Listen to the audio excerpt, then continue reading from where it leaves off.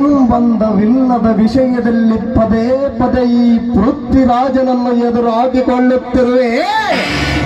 ಇದರ ಪರಿಣಾಮ ನೆಟ್ಟಗಿರುವುದಿಲ್ಲ, ಎಚ್ಚರ.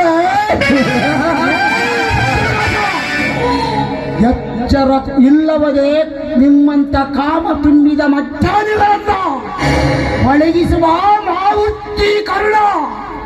ಹೆಚ್ಚಿ ಕಡಿಮೆ ಮಾತನಾಡಿದರೆ ರಕ್ತದ ಬಡಿವಿನಲ್ಲೇ ಬಲಿಸಿ ಬಿಡುವೆ. ಎಚ್ಚರ.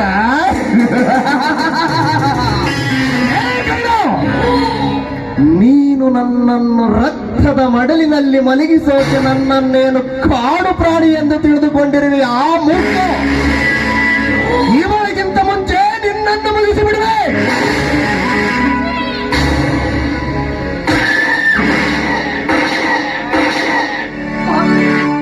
ನನಗೆ ಮಾಡಿದ ಮೋಸಕ್ಕಾಗಿ ನಿನಗೆ ತಕ್ಕ ಪ್ರಾಯಶ್ಚಿತ ಕಣೋ.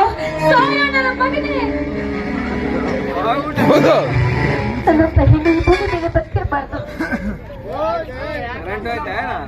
ಕರೆಂಟ್ ಬಂತು ಕರೆಂಟ್ ಬಂದ ತಿಳಿ ಜನರೇಟರ್ ಆಗೈತೆ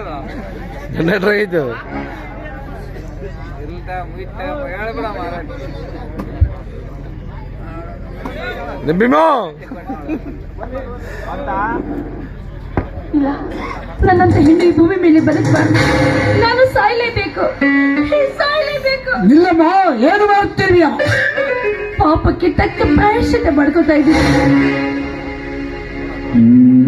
ನೋಡಮ್ಮ, ತಪ್ಪು ಮಾಡುವುದು ಮನುಷ್ಯರ ಸಹಜ ಗುಣ. ತಿದ್ದಿ ನಡೆಯಬೇಕಮ್ಮ. ಇನ್ನು ಸಾವೇ ಒಂದು ಪರಿಹಾರವಲ್ಲ.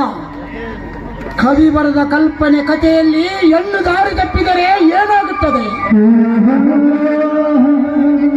ಅಂದಾಗ ಇಲ್ಲಿ ಕುಂತಿರುವ ಜನಕ್ಕೆ ಹೆಣ್ಣಿನ ಕುಲಕ್ಕೆ ತೋರಿಸಿಕೊಡಿ. ನಿಮ್ಮಂತ ದಾರಿ ತಪ್ಪಿದ ಹೆಣ್ಣುಗಳನ್ನು ಸಾವೊಂದು ಪರಿಹಾರವಲ್ಲ.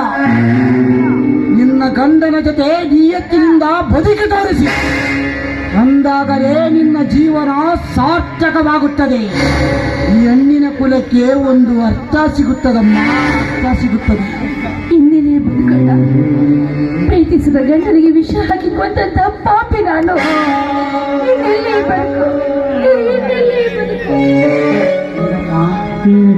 ವಿಷ ಬಿಳಿಸಿದಾಗ ಬಾಯಲ್ಲಿ ರಕ್ತ ಬಿದ್ದು ಒದ್ದಾಡುತ್ತಿದ್ದ ನಿನ್ನ ಗಂಡನನ್ನು ಆಸ್ಪತ್ರೆಗೆ ಸೇರಿಸಿದೆ.